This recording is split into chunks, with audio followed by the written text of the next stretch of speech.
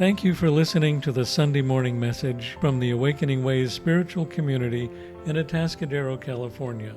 We invite you to experience the love and the joy of living the consciously awakened life right here, right now.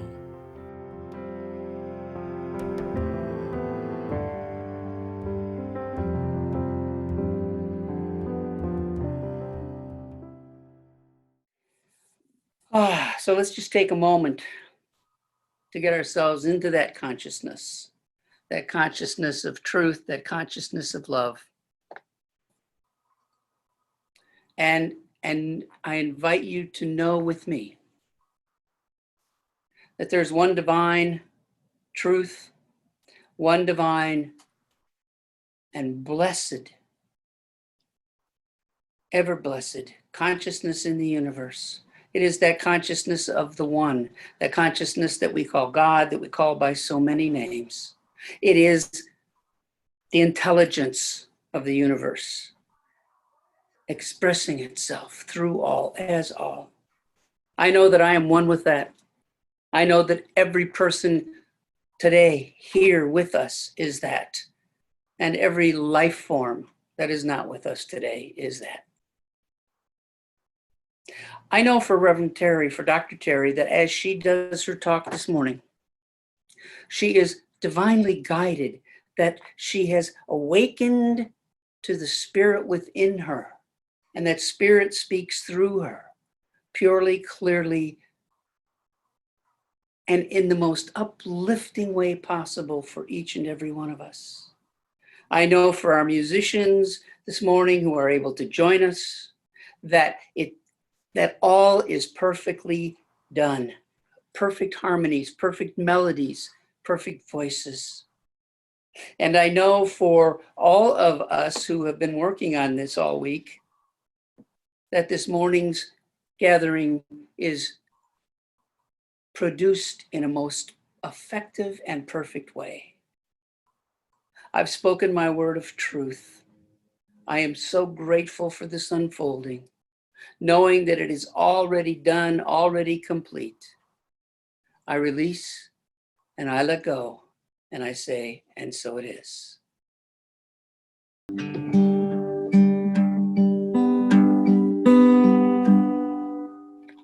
Hello, everybody. Do you hear me? It is so good as I scroll. I know I'm not supposed to talk, Frank, but I just can't help myself. It is so nice. I'm scrolling across and looking at all of these people that I haven't seen in so long. I miss you all dearly. Sally and I are doing well. And I wrote this song for this month called By the Grace of.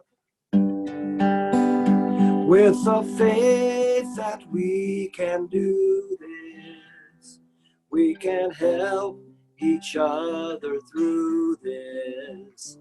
By the grace of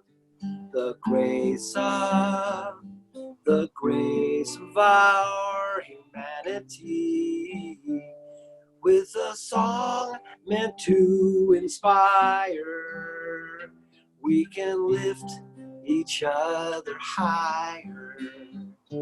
By the grace of our humanity.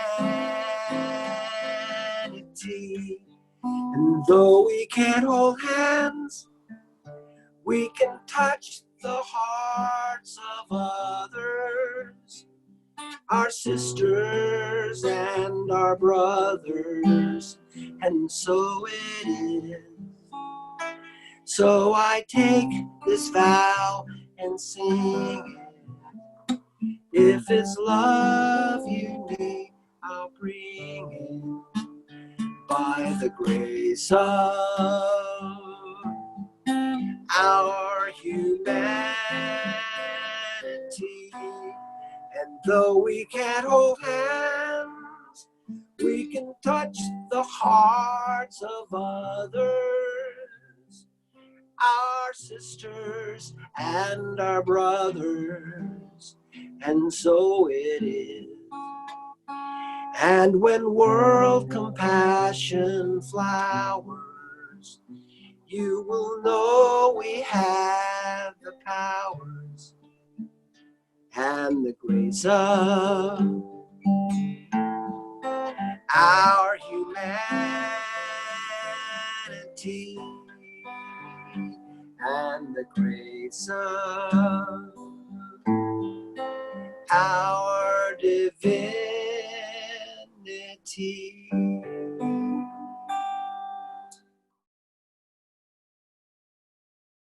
Namaste, namaste. The light and love of the divine in me honors and greets the light and the love of the divine in each and every one of you here this morning as we continue on in our adventure in online land. Ron Gallagher yesterday said this, and it is full of such meaning. He said, embrace the glitches. And so we invite you this morning, you know there's a talk in there, you know that talk is coming. But we're invited to embrace the glitches as we move through this beautiful experience together. And what I know is that whatever's happening is filled with grace, and grace is our seed of awakening, for this month. Just a reminder that your screen should be muted. And if you want to be able to see everyone on the call, that you can go somewhere on your screen, either up in the corner or down on the bottom, and click on gallery, or click on a little box that has little smaller boxes inside of it, and click on that, and you will probably be able to see everybody else on the call. So grace. What I know about grace is that it kind of has this magical, mystical, mysterious, elusive quality about it. You know, we know that it's there. We're told that it's there. We've experienced it. We know that it's there, but we never know when it's going to show up. We never know when grace is going to arrive. And what I know is I've had lots of experiences of grace in my life, and I kind of have this ongoing experience that I compare to grace in my life.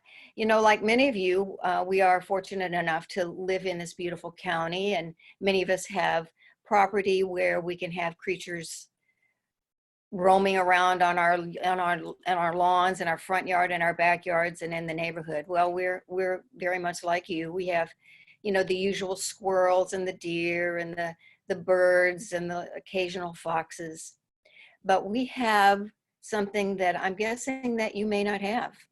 What we have is these two wild, rogue, fierce, and ferocious feral sheep that are roaming our yard, and they're actually wandering all over the hills in our neighborhood. They are actually two runaway domestic sheep that have just decided that they do not want to be where they are. They want to really be a deer, and they want to belong in the deer clan. So they ran away from home, and they're wandering. The thing about them is that when they arrive, I look at them and I had this feeling that, you know, these two bedraggled looking sheep represent, for me, they represent freedom and courage, just in who they are. You know, number one, they ran away from a place, their home, where it was safe and secure. They ran away so that they could be free to do what they wanted to do. And so it is. And so they wander, and they go about their business. They try to join the deer when they can. And now they're just kind of happy being on their own. And I compare them to grace because I always know that they're out there somewhere. I always know that they're there. But I can't control when they show up. I can't control when they're going to arrive in my yard. This is so like grace. The other thing about grace that we've talked about is, how do you define it? How do you have a conversation about it in some kind of understandable, knowable way? A man by the name of Reverend Ed Townley says that one way we can define grace is by asking this question: what is the opposite of grace? And the idea being that if we can discover what it is not, maybe we'll have a greater understanding of what it is. And so he defines the opposite of grace as effortlessness. Oh, no, I'm sorry. He defines the opposite of grace as effort. Grace itself is effortlessness. So if we think of grace as being effortlessness and the opposite as being effort, we can see how the reason why we don't experience grace a lot of times, because we're working so hard. We are struggling. This is even true in our spiritual lives. You know, we're taking classes, we're going to workshops, we're reading books, we're praying, we're doing our spiritual practices, we're serving others. It's all about the doing. And what we know about grace is that grace only asks. It doesn't ask us to do all of those things. Grace only asks that we open ourselves up, that we quiet our minds, that we get out of our mortal minds, that we step away from those minds and we give up our need. We give up our need to have to do everything by ourselves, to work so hard ourselves. We give up that need. We surrender, and we just allow the recognition that grace is in us. We just allow that to be true for us. And when we do, grace will arrive as the presence of good in our lives. And the wonderful thing about grace is it is the energy of grace itself that allows all the rough edges of our lives to smooth out. Grace itself is that soothing, smoothing energy that we can trust. For me, grace is a kind of an answered prayer that you may not even know that you're praying. Grace is an answered prayer that you may not even know that you're praying. And grace always brings with it gifts. Grace always brings gifts. It may be the gift of an awakening moment. It may be the gift of peace. It may be forgiveness. It may be clarity or understanding. It may be any number of things. But whatever gift grace brings, it always changes us. And it changes us for the good. I'd like to share a story with you that I came across. It's a story that was shared by writer Sue Monk Kidd, one of my favorite writers. And she writes about just an ordinary day that she's spending at home with her kids. And Sue is busy doing the laundry, folding clothes, and the kids are watching television, when suddenly they hear this loud thud on the patio doors. A bird had just hit the glass doors. So they get up and they begin to move towards the doors. You know, they're a little concerned about what they're going to find when they reach the doors, and they go out and they find the bird.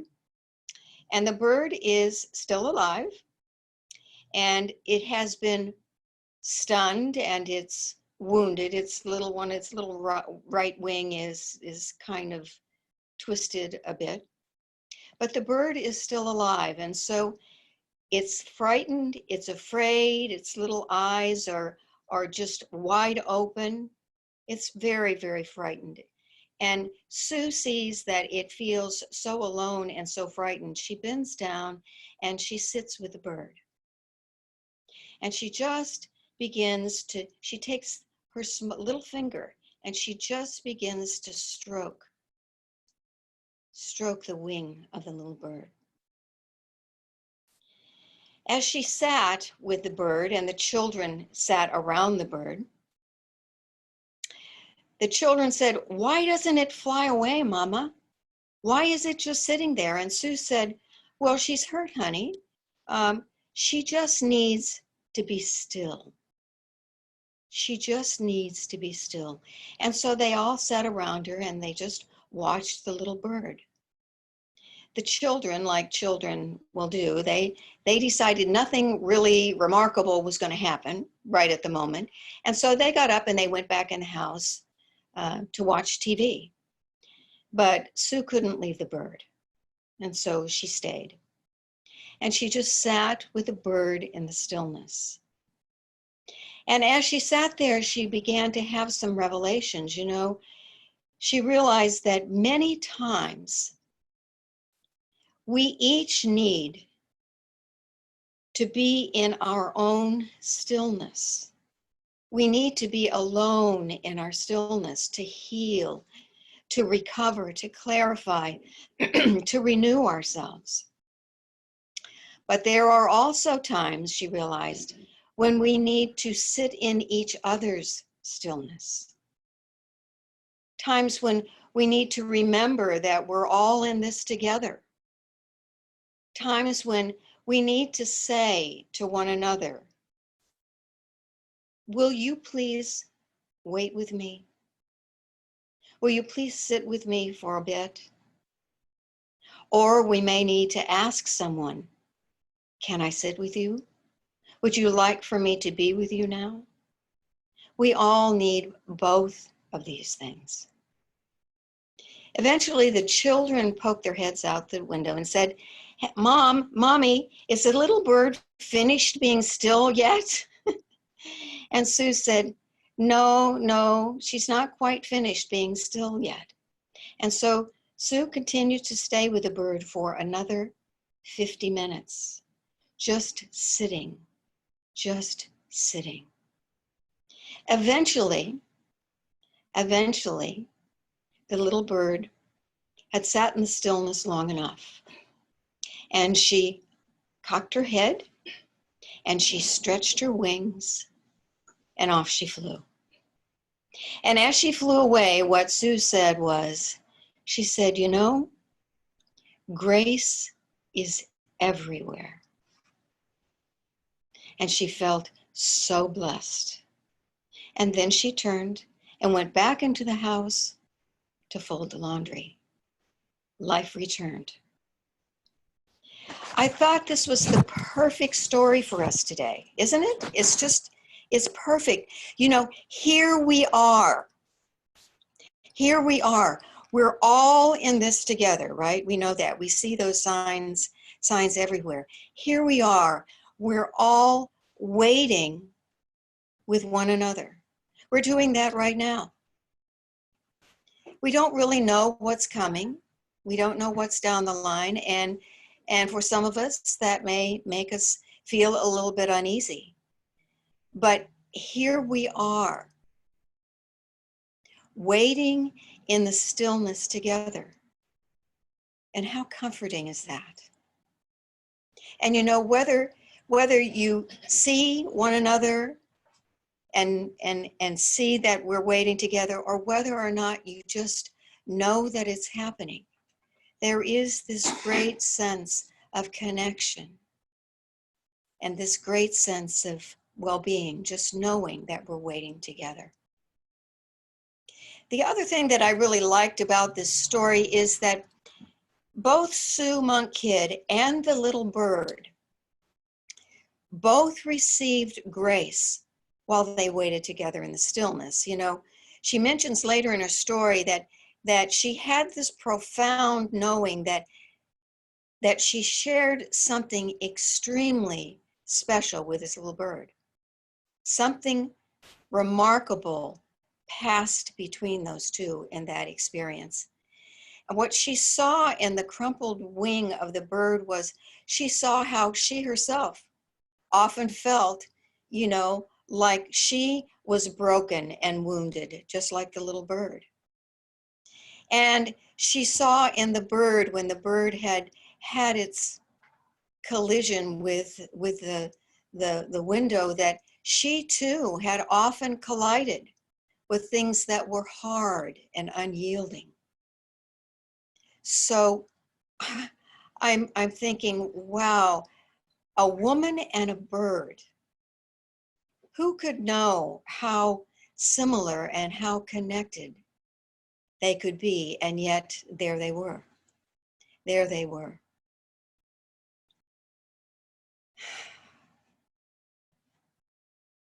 What she doesn't talk about in the story is the role that she played in this whole experience. She didn't talk about it because maybe she thought that would be sharing too much about herself, but I'm going to talk about it because she did remarkable things in this story. You know, first of all, she responded immediately when this little creature was injured. She didn't wait around. She moved immediately to step forward, to find out, to examine, to see what had happened, to see how she might be of assistance, how she might help in this situation. And she did help. You know, once she found out that the bird was alive, she could have just walked off and allowed the bird to heal itself by itself. But that's not what she did. That's not what she did. She moved forward. She sat with the bird. She sat close. She stroked the little wing. She comforted the bird. She stood watch over the bird to make sure it was safe. And what I realized was that in doing all of these things, she literally became grace for the bird itself. She was the grace for that bird. She was the grace because she offered her presence, she offered her patience, she offered her understanding, she offered her kindness, she offered all of those things as grace to the small little bird. That to me is so very, very beautiful. Becoming grace itself. You know, we've talked a lot about the gifts of grace, the gifts that we receive from receiving grace, all of those wonderful things, and all, we mentioned how we can get it. We just have to be aware that it's there and then open up to receive it. And what I know, because this is, as a spiritual leader, what we know and what we see is that during these weeks of sheltering, that people have been working on strengthening their inner skills, on strengthening themselves as individuals, as spiritual beings, working on connecting in a greater way with spirit, doing our prayer work, our meditations, going deeper within and exploring all the mysteries of our own selves and our own lives. And I think many of us have seen the great benefits of doing this. You know, maybe we have experienced grace experiences ourselves. Maybe we've established a deeper and greater connection with the divine. Maybe we've established a greater connection with our families, with nature. Maybe we've established a greater connection with ourselves, even with our own bodies, becoming more connected and more grateful for that. We may feel a deeper sense of just well-being and calm, you know, because we're not so busy.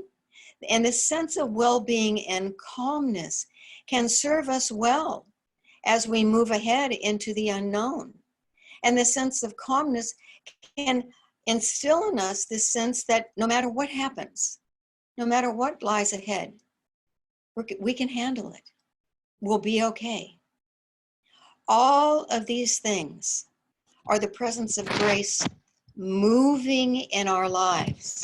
We may not call it that, but nevertheless, that's what it is.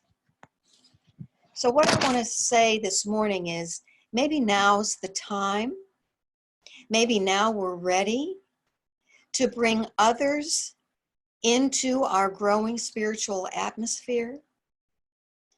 Not necessarily bring others physically in, but to bring them into our spiritual, energetic atmosphere. You know, I know that we're all very grateful for the gifts of grace we've received, but now it's time for us to look at the possibilities of giving grace in return. You know, just like Sue Monk Kidd, when she became Grace, maybe it's time for us to consider taking who we are, taking all of our spiritual strength that we have created and generated in ourselves now, because we feel stronger spiritually. I'm sure of it. We feel that we can handle things better. And now we're ready to give back. To give back. You know, I know that probably all of you at some point during the day, every day, stop for a moment and say a prayer for the world. Say a prayer that the whole world and everyone in it is safe and secure, and that this virus moves its way out and away from all of us quickly. We're all doing some kind of prayer like that. And when we pray like that, we are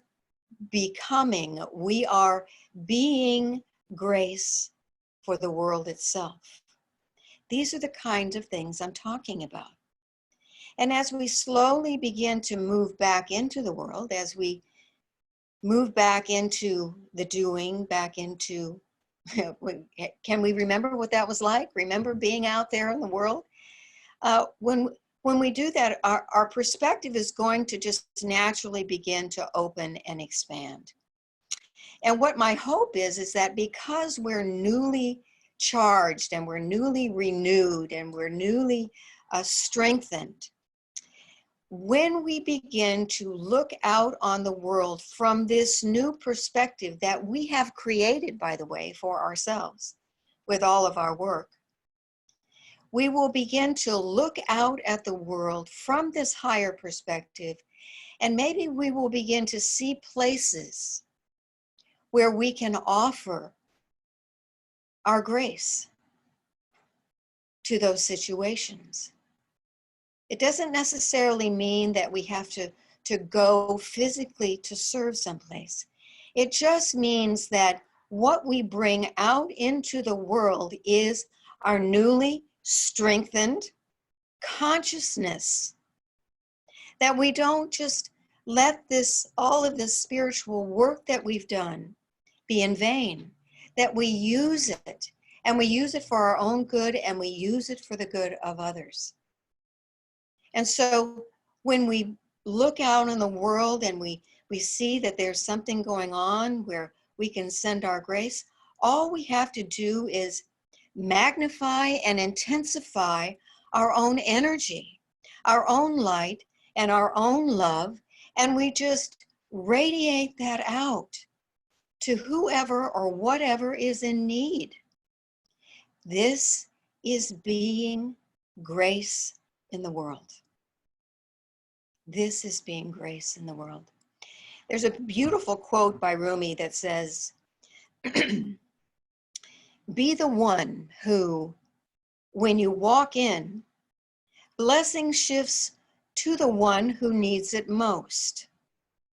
Even if you have not been fed, be bread. Even if you have not been fed, be bread. What a beautiful reminder for us. You know, like the story, like Sue's story and Sue's sharing and what she did, we can all offer our presence, right? We can all offer our stillness and our kindness and our understanding and our love for one another. We can all do that. And we know that when we do that, we are always blessed in return. This is the promise. And the other promise is that even if we feel physically, emotionally, spiritually depleted, when we offer what we have to someone else in need, we are filled to the brim.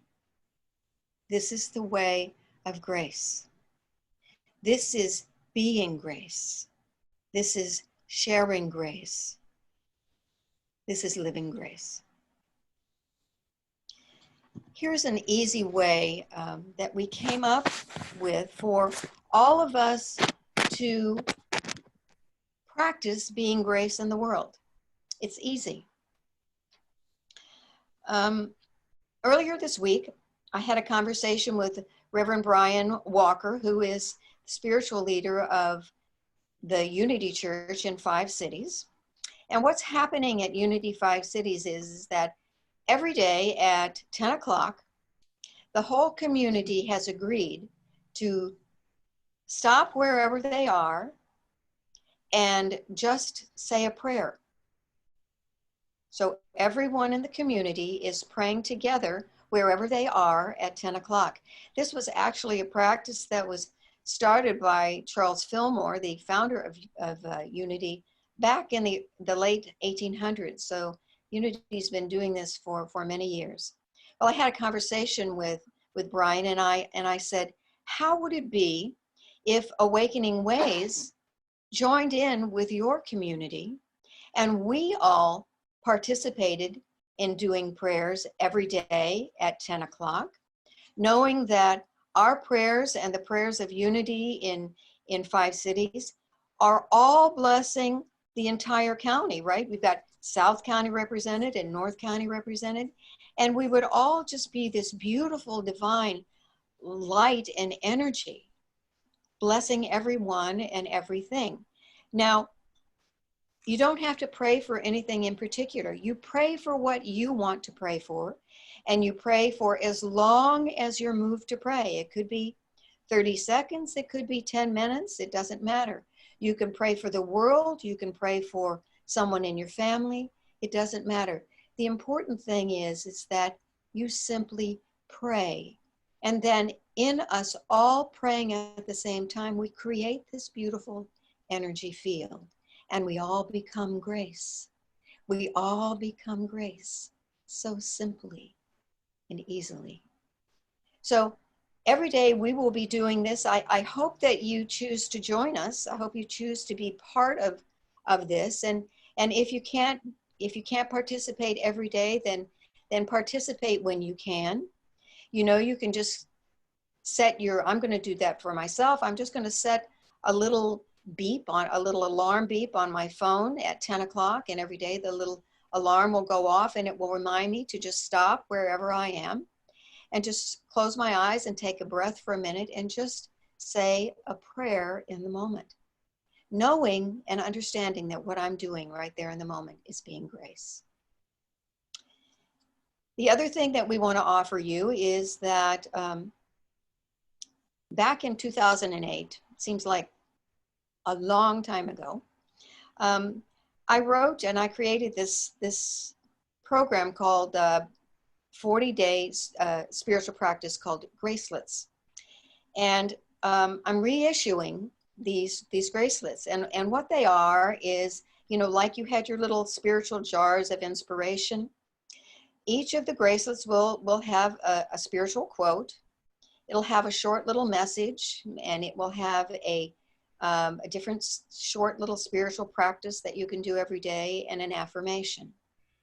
And I'm sending these out and knowing that this will help us all continue to stay spiritually fit, because we have to continue doing our awareness practices and staying spiritually fit. And so the idea is that this will hopefully help keep you spiritually fit and allow us to remain strong as we continue through this remarkable experience together. You know, Sue Monk Kidd reminded us that grace grace is everywhere.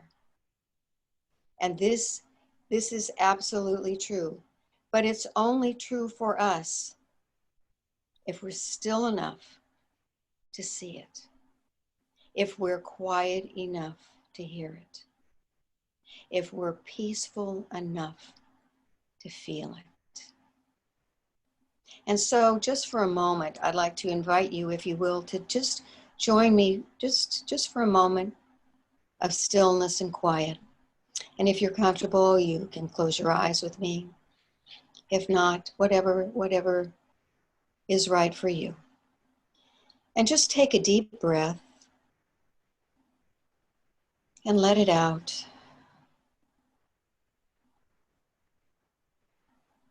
And feel the quiet.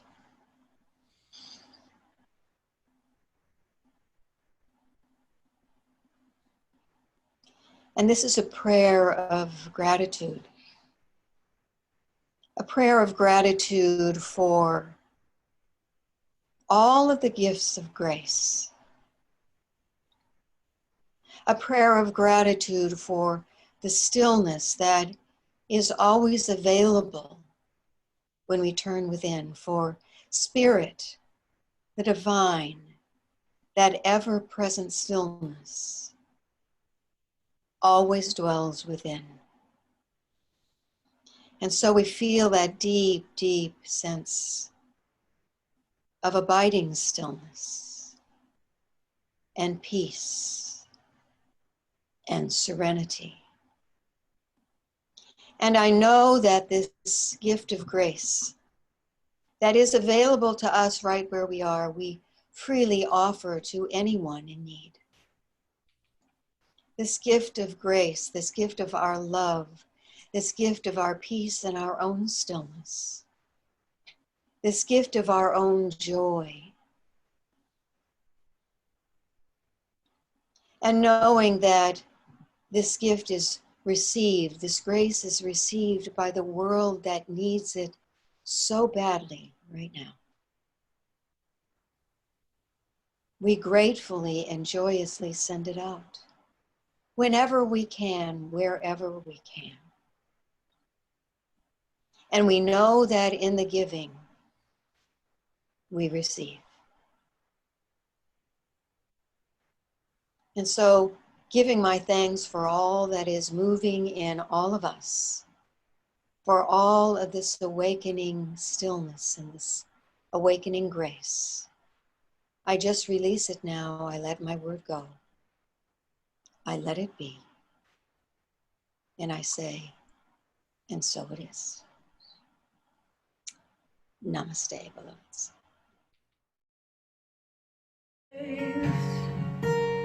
Sung for every one of us. This is the sound of one voice. This is the sound of one voice.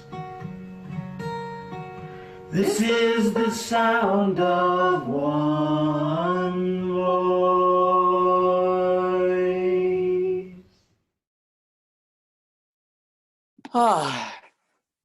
Thank you, Dr. Terry. That was really wonderful. I really liked that Suman Kid Talk story. A few announcements that we need to make. This talk will be available on YouTube sometime tomorrow. Should you care to see it again, and I'm sure a lot of us will. What Dr. Terry was talking about with her Gracelets is beginning tomorrow. And so if you, for some reason, you're not on our email list and not getting regular emails, and someone had to send you this, please go to our website, go to the contact form, send us an email, and let us know that you need to be added to it. And we will put you on the email list for the Gracelets. So now let's just take a moment and do a benediction. Knowing that there's a divine source of all, divine source of love, and peace that has flowed through this gathering this morning and flows through each and every one of us. I know for each of us that as we go through our week, we go through it in that place of grace that Dr. Terry talked about, being the grace to others, having that grace fill our lives, both from the divine and from those around us who are manifestations of the divine. And as we sit with our animal companions, our dogs, our cats, whatever they may be, that grace comes to us from them and we share it with them. We are so blessed to have this time to reflect, to sit in grace, and to know that when this is all over, we will come out more spiritual, more uplifted, more awakened, and more at one with our divine. For that we give thanks. And knowing that it is already done, it is already complete, I say, and so it is.